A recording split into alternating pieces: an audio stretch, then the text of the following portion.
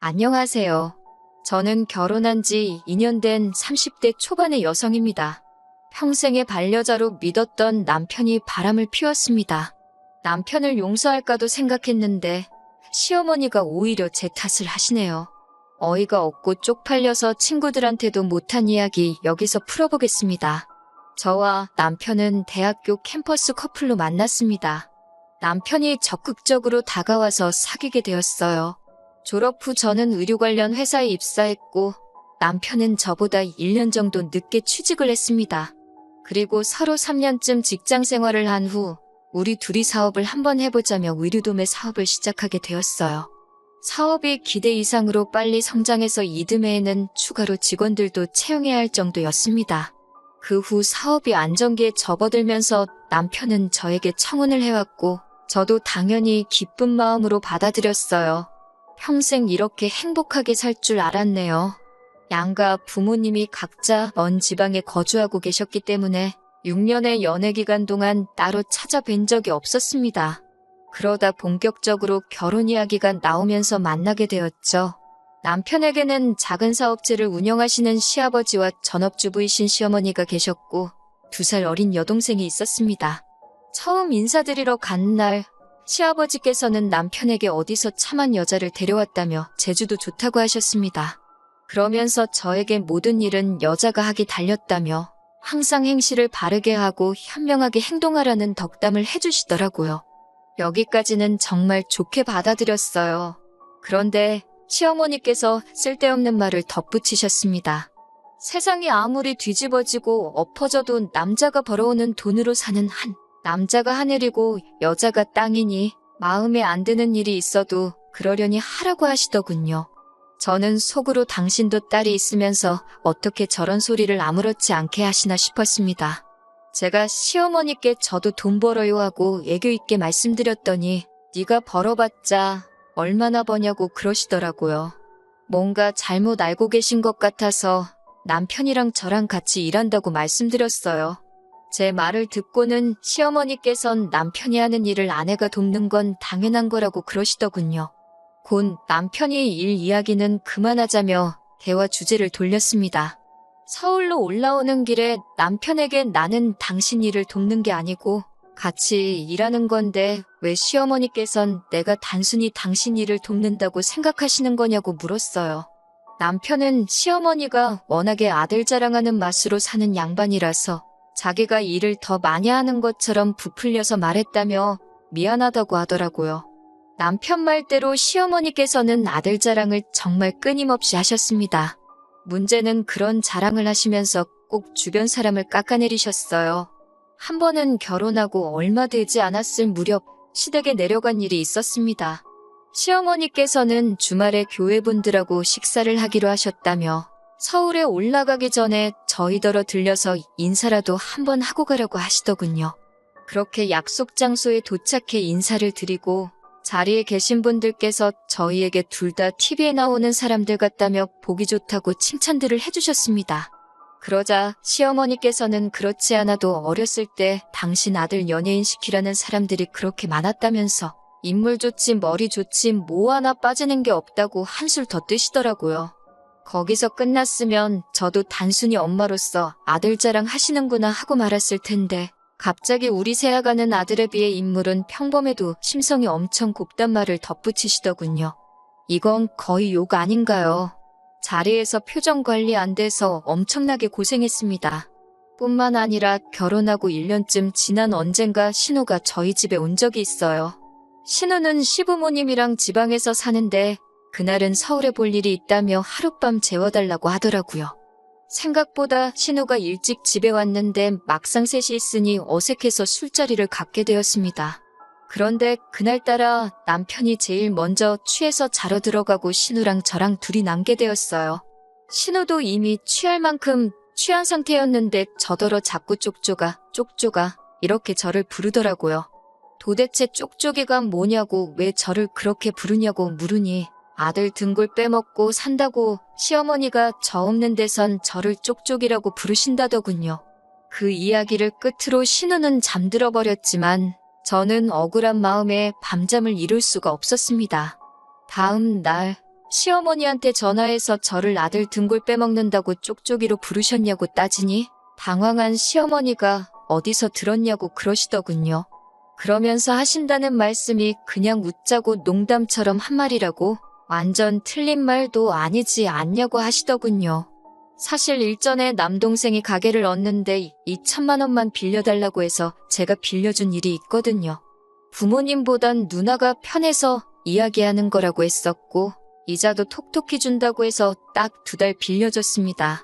아무리 그래도 어떻게 이자를 받냐고 하니 그럼 누나랑 매형 선물이라도 해주고 싶다며 명품 지갑 하나씩 사주더라고요.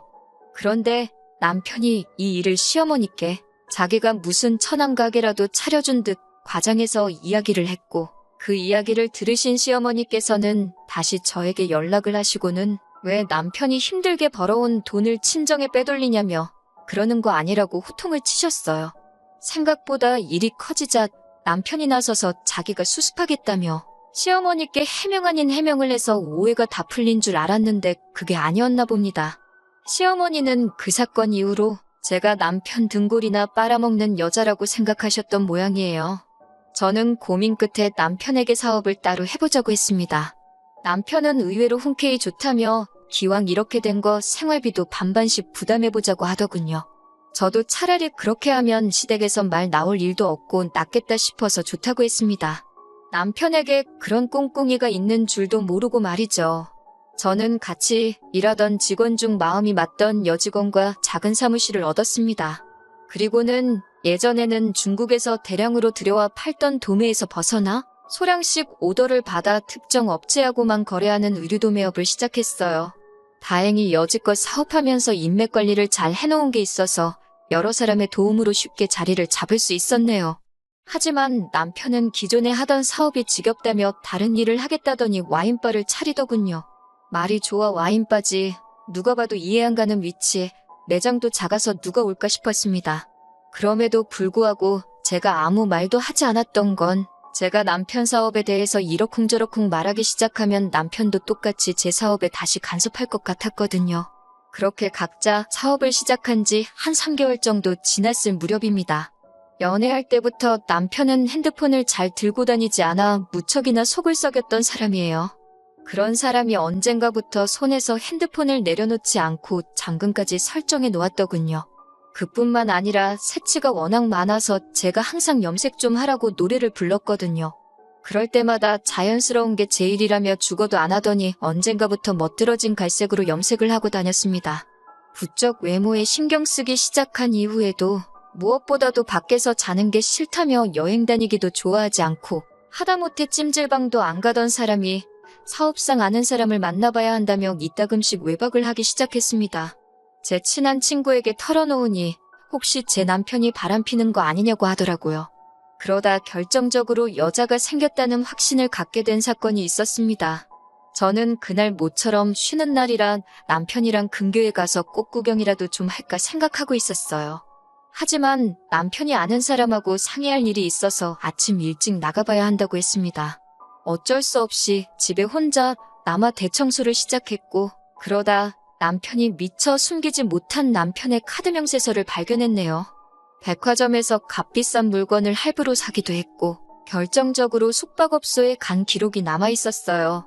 이튿날 돌아온 남편에게 카드 명세서를 들이밀며 바람났냐고 물으니 너무 순순히 그렇다고 하더군요.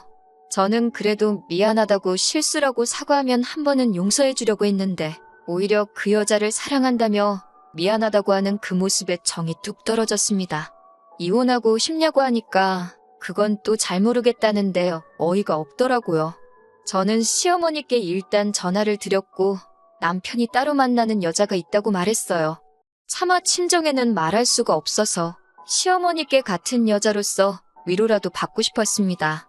그런데 시어머니께서는 한숨을 내쉬더니 원래 남자가 잘나면 여자들이 무슨 콩고물이라도 떨어질까 싶어 들러붙는 법이라며 이 또한 지나가리라 생각하고 잊어버리라더군요. 오히려 괜히 일 크게 만들어서 우리 아들 일하느라 바쁜데 괜히 스트레스 받게 하지 말라고 하시면서 말이죠. 통화를 할수록 있던 정 없던 정 전부 다 떨어져서 제가 그냥 이혼하겠다고 하니까 시어머니께선 말귀를 못 알아먹는다며 마음대로 하라 하셨습니다. 시어머니든 남편이든 진심으로 사과만 해오면 저는 솔직히 소송하지 않고 적당히 위자료만 받고 끝내려고 했어요. 애시당초 같이 살고 있는 집은 친정어머니 명의로 되어 있었고 저희는 전세가 아닌 월세로 돈을 내고 있었기 때문에 아무리 남편이 물고 늘어져도 남편 몫은 하나도 없었거든요. 그런데 남편도 시어머니도 뻔뻔하게 행동을 하니 저도 악에 바치더라고요. 결국 변호사를 사서 그 여자한테 먼저 위자료 청구 소송을 걸었고 이를 알게 된 남편이 절대로 이혼해주지 않을 거라며 엄포를 놨지만 귀책 사유가 남편에게 있었기에 제가 이혼 소송을 또 걸었습니다. 변호사 말로는 남편 앞으로 사업장도 있고 하니 재산 분할을 받을 수 있을 거라고 했습니다. 소송을 시작하고 2달쯤 지나가자 그제서야 남편은 자기가 불리한 상황임을 깨닫기라도 했는지 저에게 합의하자고 하더군요. 저도 하루라도 빨리 이 지긋지긋한 관계에서 벗어나고 싶었기 때문에 위자료 4천과 남편이 몰던 수입차를 제가 가져오는 조건으로 완전히 헤어지게 되었습니다. 저도 제 사연이 여기서 끝이면 참 좋겠습니다만 남편과 이혼하고 한 3달쯤 지났을 때입니다. 시어머니한테서 전화가 걸려왔어요. 시어머니께서는 다짜고짜 당신이 죽게 생겼다며 제발 한 번만 만나달라고 하시더군요. 친정 어머니께 털어놓으니 마지막이다 생각하고 얼굴 뵙고 잘 지내시라 인사라도 하고 오라고 하시더군요. 그리고 며칠 뒤 서울까지 올라오신 시어머니를 만나게 되었습니다. 반년 만에 처음 뵙는 거였는데 매우 수척해지셨더라고요. 건강하시냐 물으니 갑자기 닭똥 같은 눈물을 뚝뚝 흘리시면서 시아버지가 바람이 났다고 하십니다. 시아버지가 말수가 없으시긴 해도 그러실 분 같지는 않았는데 참 별일이다 싶더군요. 시어머니 말씀은 시아버지가 이혼하자고 하는데 자식이라고 있는 것들이 두 녀석 다 돈이 있는 시아버지한테 달라붙지 자기 편을 들어주는 이가 하나 없다면서 이를 어쩌면 좋겠냐고 저더러 자기를 도와달라 하시더군요. 그 아버지의 그 아들이라더니 참 피는 못 속이는구나 싶었습니다. 저는 시어머니께 따로 해드릴 건 없고 그냥 이혼하시는 게 속 편하실 거라고 조언해드렸어요. 그러자 시어머니는 그럼 자기는 이제 뭘 먹고 사냐고 해서 소송 거시고 위자료 받으시라니까 자기는 그런 거 할 줄 모른다며 자꾸 저에게 도와달라고 하시더라고요. 저는 정말 이번이 마지막이라는 심정으로 하나부터 10까지 제가 했던 그대로 설명을 해드렸습니다. 그러더니 갑자기 시어머니가 저에게 그럼 당신 아들 돈을 4천이나 뜯어간 거냐면서 지독하다고 하시더군요. 그러면서 그 돈을 다시 내놓으랍니다. 당신 아들이 준 돈이니 당신 돈이나 마찬가지라며 그 돈으로 변호사 비용을 내셔야겠답니다. 기가 차서 정말 실소가 나오더라고요. 그동안 잊고 살았던 서름이 갑자기 복받치듯 올라와서 시어머니께 그동안 시아버지하고 자식들 등골을 쪽쪽 있는 대로 빨아먹고 사시더니 이제는 맏며느리 등골까지 빨려고 그러시냐며 왜 이렇게 염치가 없으시냐고 쏘아댔습니다. 그러자 시어머니가 말 다 했냐고 화를 내면서 마시고 있던 냉수를 제 얼굴에 끼얹으시더군요. 저도 질세라 제 앞에 있는 주스를 시어머니 얼굴에 끼얹으면서 이제 엄연히 남남인데 막 하지 마시라 했습니다. 아이고 소리만 연신해대는 시어머니를 뒤로하고 카페를 나오는데 속이 다 후련하더라고요. 그날 이후로 얼마 전까지 저는 일에만 몰두하며 살았습니다. 집에 있으면 잡생각이 자꾸 나서 우울해졌기에 정말이지 일하고 집만 오가며 살았던 것 같아요. 그래도 덕분에 지금은 연예인들한테 협찬도 하고 해외로 수출도 하고 제가 목표했던 바를 하나씩 이뤄나가게 되었습니다. 그러다 얼마 전 정말 우연히 예전 신우를 만나게 되었습니다. 의료업계 종사자들하고 같이 술자리를 하게 되었는데 자기 회사 인턴이라며 아는 대표가 신우를 데리고 나왔더라고요. 처음부터 신우에겐 나쁜 감정은 크게 없었기 때문에 반갑게 인사를 할 수 있었습니다. 술자리가 파하고 집에 가려는데 신우가 저를 기다리고 있더라고요. 예전처럼 언니네서 하루 자고 가도 되냐고 묻길래 그러라 했습니다. 사실 같이 한 세월이 있어서 그런지 전 남편 소식이 좀 궁금하긴 하더라고요. 간단히 말하자면 전 남편이 만나던 여자는 남자 등쳐먹기로 유명한 여자였대요. 애초에 처음부터 남편의 돈을 목적으로 접근한 것이었고 저랑 이혼하고 얼마 되지 않아 여자한테 돈 다 털리고 그나마 가지고 있던 사업인 와인바도 망했답니다. 시아버지는 시어머니하고 별거에 들어가셨고 오갈 곳 없어진 남편과 시어머니 둘이 같이 살고 있다네요. 신우는 지금은 고시원에 머물면서 직장생활 시작했고요. 신우에게 잘 지내라고 가끔 연락하면 언니가 맛있는 거 사준다 했습니다. 전 남편에게는 내 소식은 전하지 말아달라 하니 알겠다곤 했는데 솔직히 전에도 저는 뭐 꿀릴 거 없어서 걱정하진 않습니다. 앞으로도 지금까지 그랬던 것처럼 최선을 다해서 열심히 살아야겠다는 생각뿐이에요.